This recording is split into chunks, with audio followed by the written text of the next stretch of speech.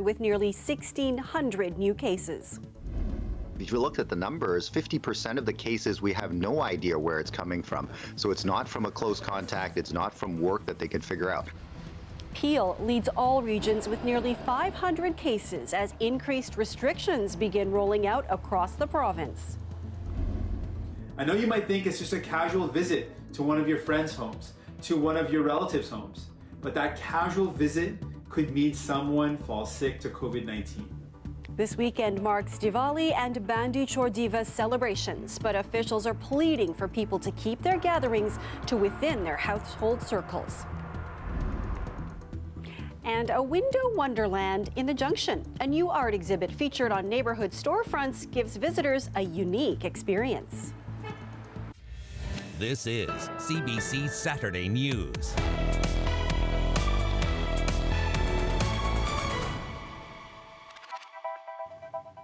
Good evening, I'm Marivel Tarouk. Another record case count today, and with it, hospitalizations and deaths moving upwards. Ontario reported nearly 1,600 new cases today, and Peel Region now has the highest count in the province with about 500 new cases today. Toronto follows close behind at 456. 130 in York Region and 77 in Ottawa. The province completed about 45,000 tests yesterday. Right now, there are about 500 people in hospital due to COVID-19, more than 100 in intensive care. 66 are on ventilators. The rising numbers may soon prompt hospitals to pause surgeries or other non-urgent procedures. The troubling numbers come as Toronto and other parts of the province today move into the red zone, and some cities imposing even stricter measures than those defined by provincial officials. Natalie Nanowski has the details. This Toronto theatre owner sees no reopening in sight as the city moves into the red zone, one step before a full lockdown. It's hard to know how you feel. Like, you want your business to open, but you also want everything to be safe. For a brief time, it was operating at reduced capacity, and so were restaurants, with indoor dining numbers capped. That changed in October, and now Toronto officials say indoor dining won't reopen until at least mid-December, leaving the service industry struggling. I mean, it's obviously devastating. It's getting worse and worse by the week. Some have invested hundreds of thousands of dollars into creative, heated outdoor setups. We only allow 4 people from the same family into the structure, and we believe this is safer than people dining at home. This thing's sanitized after every visit. Others have been forced to close. There were 20 COVID deaths on Saturday in the province, with 456 new COVID cases in Toronto. A massive outbreak at Rockcliffe Care Home has 112 residents and 60 team members infected. But the highest figures are coming out of Peel Region, just shy of 500 new daily cases. That region has been in the red zone since Monday. Health experts aren't clear how numbers in the province keep climbing. 50% of the cases we have no idea where it's coming from. Now, one of two things is happening. Maybe people aren't saying where they're getting it. So maybe they are having social gatherings, but they don't want to tell people, and that's why the numbers may be off. The other possibility is, could it be that we have these asymptomatic people, in other words, people that are not sick looking, but they carry the virus within their nose and they're spewing out the virus? On Monday, York, Hamilton, and Halton will also move into the red zone, bringing the total number of regions in that zone to 5. Officials say a lockdown is looming. Natalie Nanowski, CBC News, Toronto. Public health officials in Toronto are urging people to stick to their own households. That means no backyard hangouts, distanced porch visits, or walks in the park. But as Angelina King found out, the changing of rules has become confusing. While the weather is still above zero, Torontonians took advantage of a sunny Saturday afternoon, doing a bit of shopping, walking the dog with a friend, having a distance picnic. But as of today, all of that is strongly discouraged. Please stay home. Despite that message, shops and patios are still open. I really don't know if we'll be getting much walk-in traffic altogether. This clothing store owner says she's grateful the work she's put into online sales has kept business going, and while she's all for following the rules, because it's confusing to me, right? But at the end of the day, I still have to come into the store and conduct our business. On top of the province's red zone restrictions, the city is urging everyone to stop all in-person socializing with those outside your household and asking you only go out for essential reasons like school, work, and exercise. I didn't know that, no. I'd understand if they need to do it for safety. It would be tough. The fact that they're always changing, it almost gives me less confidence that we have a good plan. I think consistency would probably be best, but it does get confusing. So how will the city enforce people mixing from different households? Technically, it won't because it's just a recommendation, but the city's physical distancing bylaw is still in effect in public places like parks and beaches, and since the end of March, it's handed out more than 1,200 tickets. I'm very concerned about the way things are messaged. This psychologist says the confusion is leading to mistrust and anger. She worries that will deter people from following the rules, many who she says are already struggling with the mental health impact of the pandemic. Our connections are vital to our health and wellness. And so isolation is the biggest torture. Difficult but necessary, says the city, and so it's launched this campaign targeted at young people experiencing COVID fatigue. I think it's a really hard balance between maintaining your mental health and also wanting to be really respectful of the rules. And officials have said those rules could become even more strict if COVID numbers don't go down. Angelina King, CBC News, Toronto. Ahead of religious celebrations this weekend, several officials gave their best wishes to the community while urging the public to be safe. Hindu and Sikh communities will celebrate Diwali and Bandi Chhor Divas this weekend. They are being urged to mark the occasions with members of their own households only. At the heart of this festival is the idea that light, good, and knowledge will always triumph over darkness, evil, and ignorance. And as we continue to deal with the impacts of the pandemic, this message couldn't be more important. I know you might think it's just a casual visit to one of your friends' homes, to one of your relatives' homes, but that casual visit could mean someone falls sick to COVID-19. So please, this year, I ask you, stay at home. In the Hindu tradition, Diwali is known as the Festival of Lights. It's also celebrated by Sikhs and Jains. Typically, there would be large gatherings at the temple, but with officials making pleas to keep celebrations at home, those in the community are making the best of it. Kelda Yoon reports. It's usually marked with a lot of grandeur, a celebration of light over darkness, of forgiveness and renewal. This was Diwali last year at BAPS Swaminarayan Mandir, a Hindu temple in Toronto. This year, a much different scene, but while the temple is closed, using technology, we've been able to take the celebration from our mandir here locally and make it a worldwide celebration. Besides live streaming the festivities, the temple is also giving guidance to families on how to celebrate at home. Start at my doorstep. So here we have, I mentioned, the traditional oil lamps. The Patel family in Etobicoke is doing just that today. We get up and we light traditional oil lamps. And we have rangolis, which are essentially colored powder, and we make different designs with them. On the floor or on paper. So we're making a little Vivo here, which is a lamp. I think there is definitely a little bit of difference in that we don't get to go and get together, especially at the mandir, because it's a place that we hold so dearly to our hearts.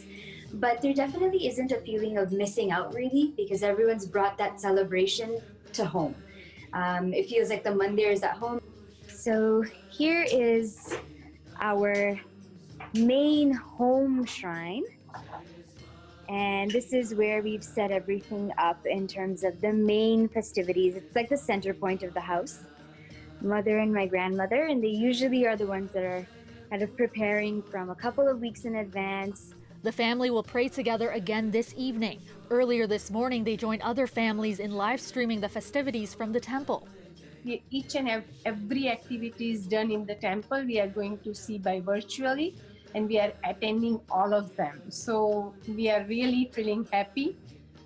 Of course, we are not physically meeting each other like we are missing our friends, but yes, with technology, we are good. Making the most of it, making the best of it, but it's with a lot of enjoyment more than the feeling of loss. The best way to celebrate Diwali is with unity and understanding each other. Diwali is celebrated over 5 days. Today is the third day, the day before the new year. Kelda Yun, CBC News, Toronto.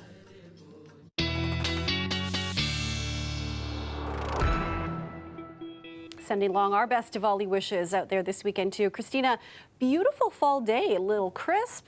The leaves are still beautiful. Well, we've got some rain on the way.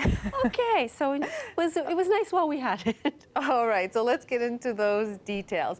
All right, so here's a closer look at that satellite and radar. We're going to start to see that rain push in late evening into overnight, but with that rain, we're also going to be dealing with a gusty system, so definitely not umbrella weather. Let's take a closer look at the Greater Toronto area hour by hour. Here is Toronto. You can see here heavy cloud cover, and in comes in that rain closer to your pre-dawn hours. Kitchener, by about 2 a.m. we're expecting that rainfall to start to come in.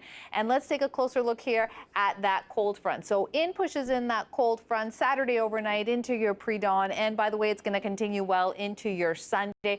A gusty system. We're not going to be dealing with snow for the Greater Toronto area, Southern Ontario. That's going to be for Northern Ontario, but strong wind gusts. We could be reaching up to 100 kilometers per hour, as you can see here for Southwestern Ontario.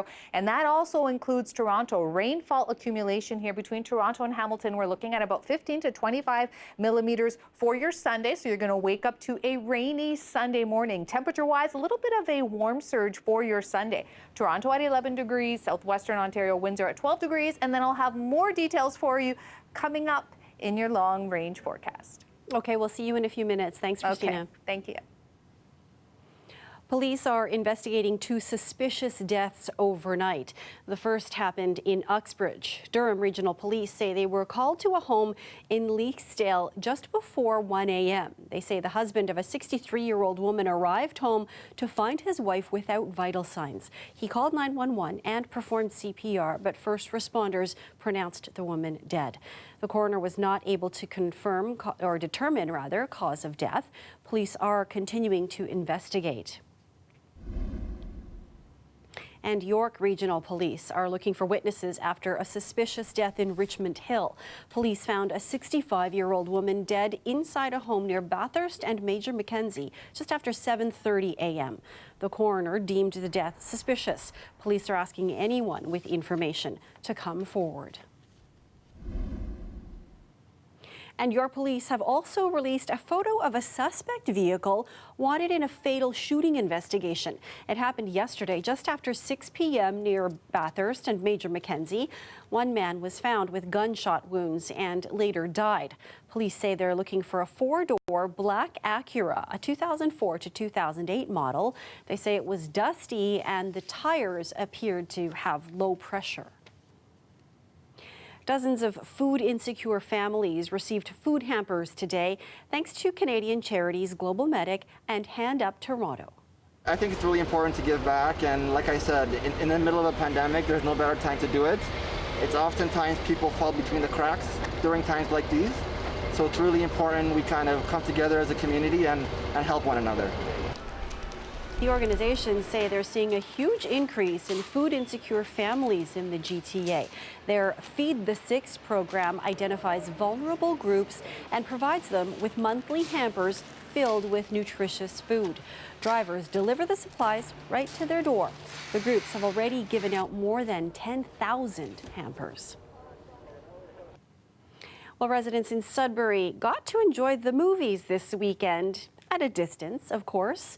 The Junction North Documentary Film Festival is in its 7th year. It runs all weekend with movies playing at the city's indie cinema. The venue normally packs in 180 people, but COVID restrictions have limited it to just 45 viewers at a time. One of the films featured is A Will to Live. It's bringing attention to poverty and anti-Indigenous racism in Northern Ontario. The festival will have its final day tomorrow.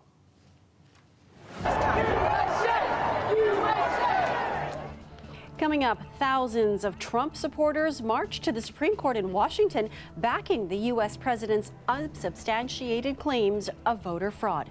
We'll take you there. Stay with us.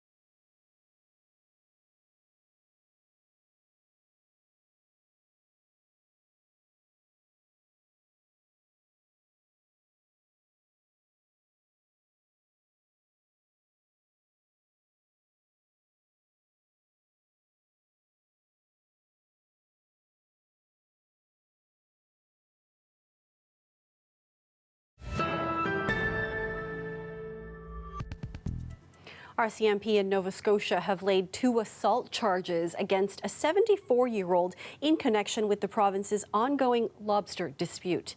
The incident took place amid anger over Mi'kmaq fishermen operating outside the regular season. It's the second arrest in connection with the clash on October 14th. A lobster pound burned to the ground days later where the Indigenous catch was being stored. Across the U.S., The states continue to report soaring numbers of COVID-19 cases. Yesterday, the country set yet another new record for the biggest single-day increase in infections, with nearly 200,000 reported. This is a testing site at Dodger Stadium in Los Angeles. It's a scene replicated in many parts of the country as large spaces are being converted into testing and treatment sites. Hospitals are struggling to keep up. And with Thanksgiving less than 2 weeks away, there's concern an already grave situation will only grow worse. Thousands of Trump supporters marched to the Supreme Court in Washington today. They're backing the U.S. president's unsubstantiated claims of voter fraud in the November 3rd election. Katie Simpson spoke to those attending the march. Members of the extreme right hate group, the Proud Boys, are taking part in this march and actually helped lead some of the marchers up to the U.S. Capitol and the Supreme Court. People taking part in this demonstration do not accept the U.S. election results. They say there's been some sort of widespread fraud that's taken place. They say that Donald Trump rightly won the election, and they cite a number of his tweets as evidence that something nefarious has happened here, even though there is no evidence to back that up. When challenged, these supporters of Donald Trump, they dig in. We're here for the Constitution. We're here for our families. We're here for our country to rebuild. But I'm not here for the Democratic Party that wants to tear us apart, that wants to yell and call us racist and call us all these names and try to keep us divided. I do not believe this election is true. I believe they are lying. There's no way Joe Biden got that many votes, more than Obama. You can't give somebody numbers and then go ahead and just add more and think that that's okay. There's a process, it needs to be followed, and it's not right. Well, when we get right down to it, we already know that during the coronavirus, they had passed new laws in several states to send out unwatermarked ballots, prepaid ballots, which were not tracked and traced. They cannot be traced through the mail. We know they didn't go to anybody, and all of a sudden, during the night of the election, thousands and hundreds of thousands of ballots started to pop up for who? Joe Biden, not Trump, Joe Biden. There was a moment of excitement here in the crowd when the president's motorcade actually drove along Pennsylvania Avenue. People cheered and showed their signs of support for the president as he headed to his golf property today. Now, one thing that is consistent about what we've heard from people in this crowd, they say that if Donald Trump accepts the election results, they too will accept the election results. That is the one consistent thing we've heard from people here today. Katie Simpson, CBC News, Washington. Allows the entire community to come out and to almost enjoy what is kind of like an outdoor gallery. Coming up, we head to the Junction, where residents are being treated to an interactive art exhibit. We'll be right back.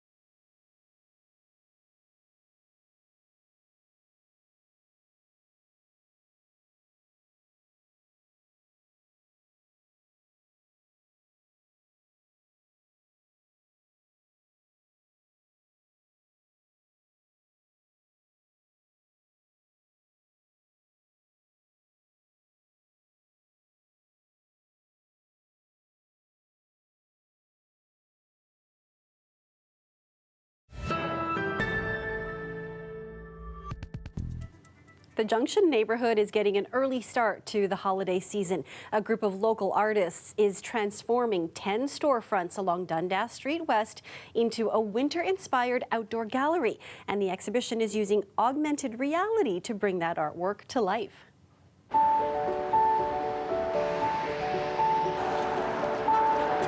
This mural here is part of the Junction's Window Wonderland.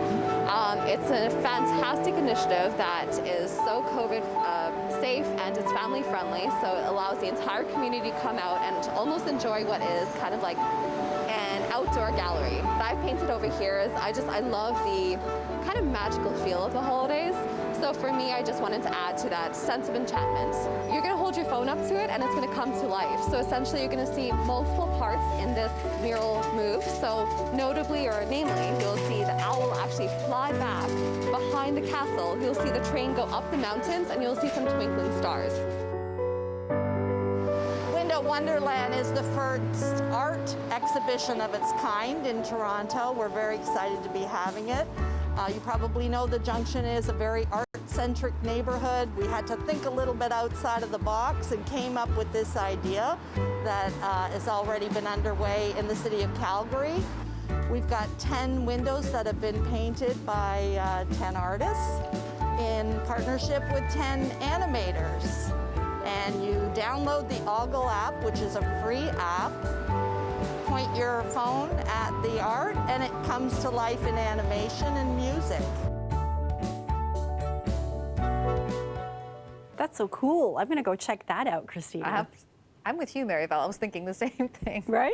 Yeah. Maybe not tomorrow, though, because it sounds like it's going to be a bit windy. I'm so glad that you were listening. I love it. Yes, it's going to be windy and rainy tomorrow, but we're going to have a little bit of a warm surge. So here we go with those details. Sunday morning, waking up to that rainfall, 7 degrees, feeling more like 3. We talked about those gusty winds. Just wanted to go over that once again because it is going to be windy, definitely not umbrella conditions. We could be reaching winds very close to 100 kilometers per hour. Yes, this includes Toronto. The good news is by the time Monday rolls around, those winds are going to start to dissipate. So Sunday overnight into our Monday. Here's your Monday morning Toronto. Winds at about 65 kilometers per hour. A good improvement. Now with those gusty winds and that rainfall, we could be dealing with some shoreline flooding. So another warning, Sunday into Monday morning, the lake shores around Lake Erie, Lake Ontario, we could be dealing with the very real shoreline flooding event. So you most definitely want to be aware of that. Monday, your temperatures, Toronto at 5 degrees, Windsor 7 degrees.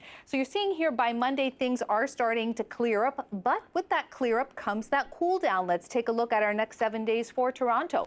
So your Sunday, 11 degrees. Here's that activity, all that rainfall. Monday, here is your cool down, feeling right like at the freezing mark. A lot of cloud cover. Tuesday, we could be dealing with that mixing. So some flurries and some rainfall at 3 degrees. Wednesday, even cooler, 1 degree. So midweek, it is going to cool down. But check this out. Thursday, we're going to get that warm surge again. A lot of cloud cover, but no rain for your Thursday, Friday, and Saturday. So by the time next weekend rolls around, it's going to start to warm up again. Vaughan, Ontario, here is your activity for your Sunday. That rainfall, clear skies, but cooler for your Monday. And then Tuesday, we could be dealing with that mixing once again. So and we'll see you tomorrow with more details for our rainy Sunday. I always listen to you. You have crucial information, Christina. Thank you so much, Maribel. I love that. Thank you. All right, we'll see you tomorrow. Thanks. See you. And that is our show for you tonight. Thank you for watching. And we're going to leave you with that cool Window Wonderland exhibit. Enjoy and have a great night, everyone.